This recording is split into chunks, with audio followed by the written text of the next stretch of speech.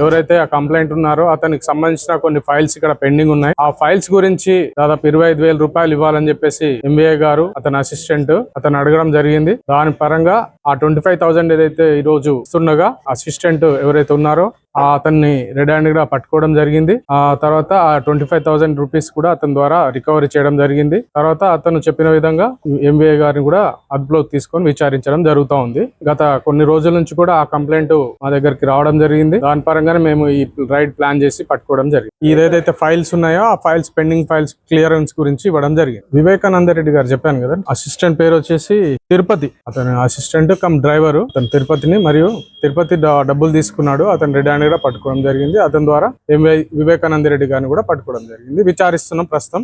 విచారణ అనంతరం మిగతా విషయాలు ఉంటే మళ్ళీ తెలియజేస్తాం. లేదండి, 25,000 డిమాండ్, 25,000 యాక్సెప్ట్.